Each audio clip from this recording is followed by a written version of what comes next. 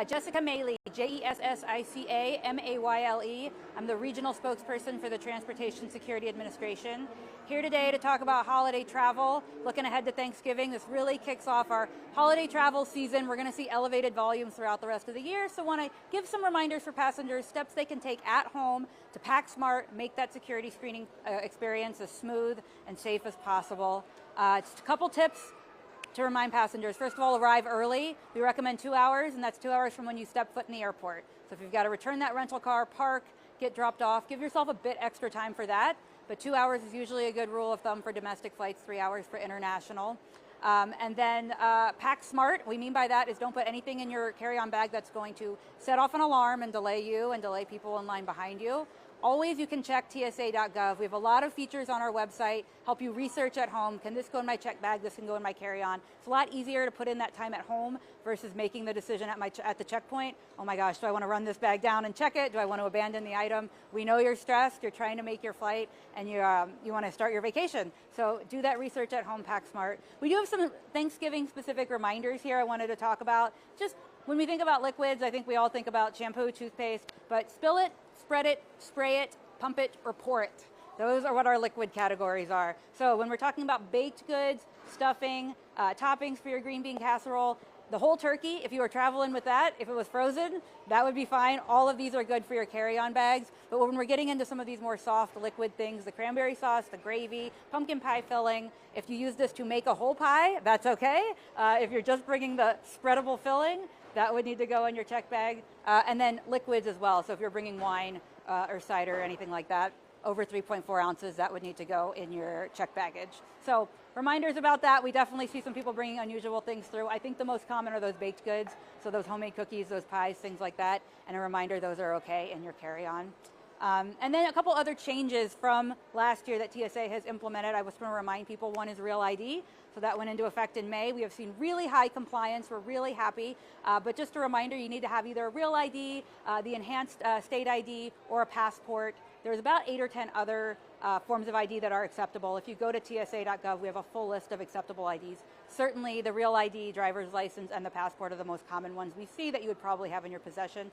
So go through, make sure you're bringing something that's an acceptable form of ID to get through the checkpoint.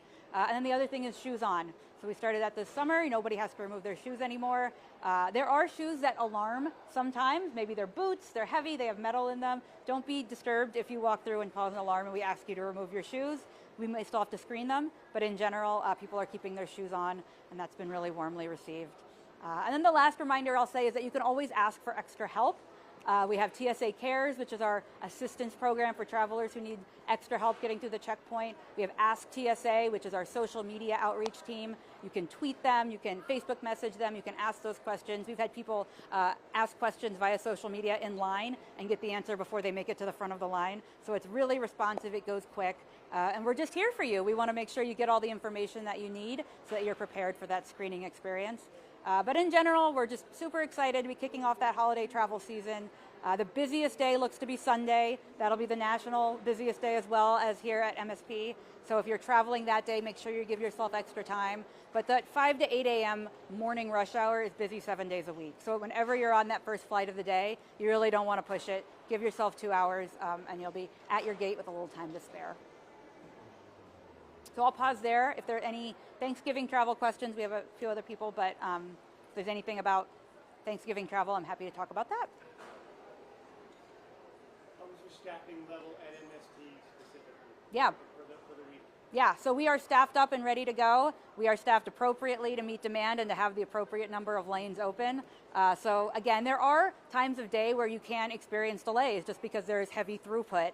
I just don't want passengers to feel intimidated sometimes when you walk in and you see that line. We don't measure the number of people in line, we measure the time it takes to get through the line. Our standard is 30 minutes for standard passengers, 10 minutes for pre-check passengers.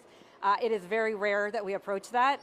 So again, if you're coming in one of those busy times, get in line, prepare before you get to the front of the line. Have that ID ready. Those tiny items in your pockets, your AirPods, your coins, your keys, tuck those away in your carry-on bag so you're only putting one item through the x-ray. Those are the things that passengers can do that speed things up.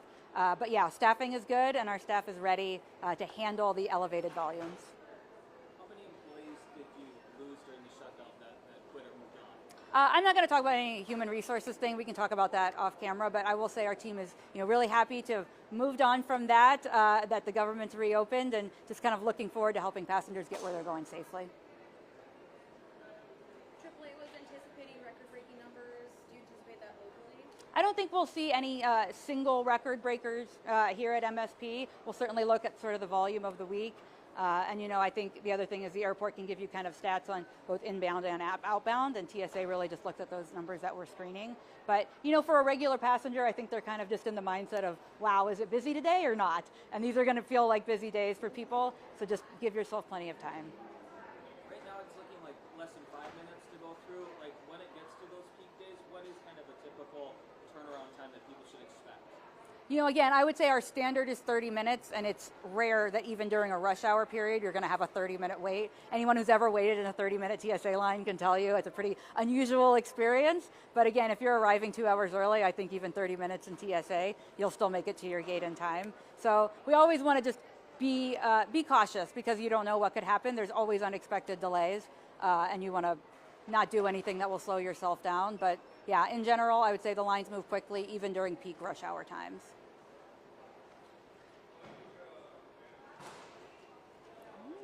All right, thank you guys.